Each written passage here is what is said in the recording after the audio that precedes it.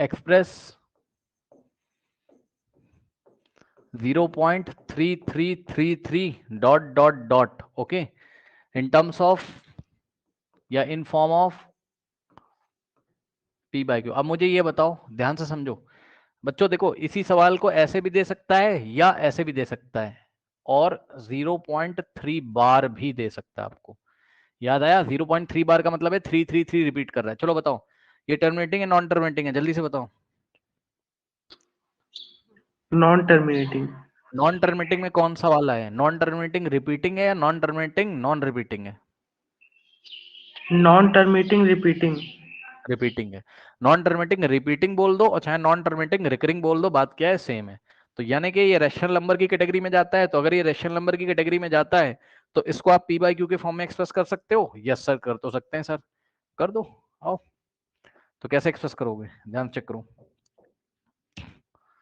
So let X is equals to, कितना हो जाएगा यहां से 0.3333, ओके, डॉट डॉट। और मेरी बात ध्यान से सुनना आराम से, बिल्कुल ठीक। अब कुछ बच्चे पूछते हैं सर पॉइंट के बाद कितने 3 लिखें? भाई मर्जी है आपकी, कितने भी लिख दो।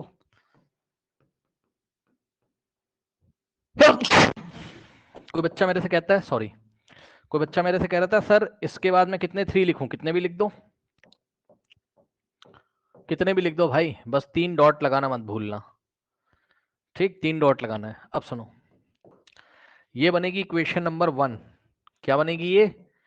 Equation number 1, okay, correct. और सुनो, फिर क्या करेंगे? अब यहां आपको देखना है, बताओ कितने डिजिट रिपीट कर रहे हैं। अगर एक डिजिट रिपीट कर रही है तो आपको 10 से मल्टीप्लाई करना है, 2 डिजिट रिपीट कर रही हैं तो 100 से मल्टीप्लाई करना है, और 3 डिजिट रिपीट कर रही हैं तो 1000 से मल्टीप्लाई करना है। अब मुझे बताओ यहां पर कितनी डिजिट रिपीट कर रही है? एक ही तो रिपीट कर रहा है, और वो कौन है? 3। नहीं समझे?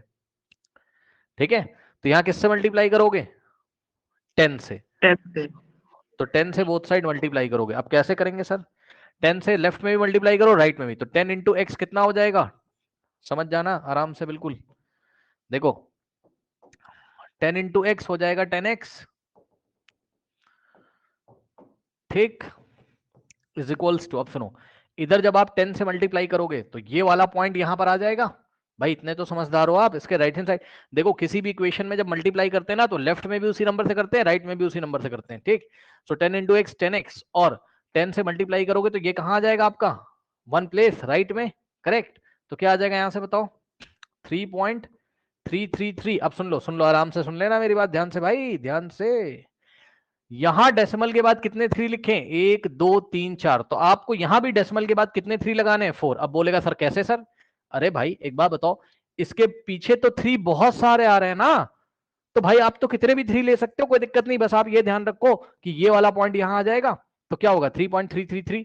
अब याद रखना है डेसिमल के बाद जितने डिजिट ऊपर वाले में होंगे उतने ही आपको नीचे वाले में भी लाने हैं, ये बात हमेशा ध्यान रखना, ठीक। सो 3 पॉइंट लगा देंगे और ये बन गई इक्वेशन नंबर 2, करेक्ट। अब क्या करते हैं, हमेशा याद रखना, सब्ट्रैक्टिंग 1 फ्रॉम 2, हमेशा क्या करते हैं बताओ? सब्ट्रैक्टिंग इक्वेशन 1 फ्रॉम 2, यानी कि इक्वेशन नंबर 2 में से हम किसको सब्ट्रैक्ट करेंगे? 1 को। तो ये कैसे करते हैं सर? कोई दिक्कत नहीं, इक्वेशन 2 को कॉपी करेंगे पहले, देख लेना आराम से, बिल्कुल देखो, 1 फ्रॉम 2 यानी कि सेकंड में से 1 को सब्ट्रैक्ट करना है, सेकंड में से 1 को, फ्रॉम सेकंड, है ना। तो इक्वेशन 1 को सेकंड से, तो सेकंड वाली पहले कॉपी करेंगे हमेशा।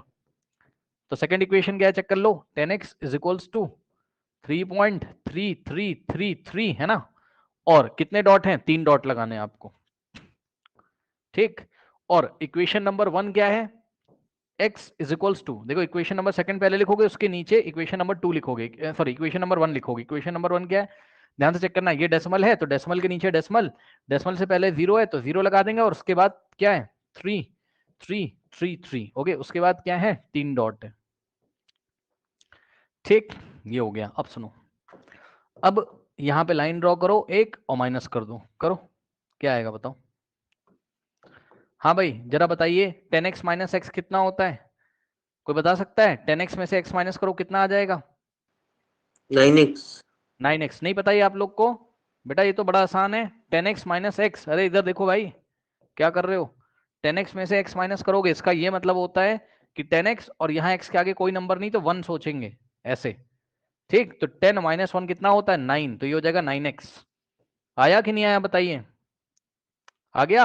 अब सुनो, अब डेसिमल के नीचे डेसिमल उतारोगे और यहां से माइनस करना शुरू करो, 3 माइनस 3 0, और पीछे 3 डॉट लग जाएंगे ऐसे ही, 3 माइनस 3 0, 3 माइनस 3 0, 3 माइनस 3 0 और 3 माइनस 0 3।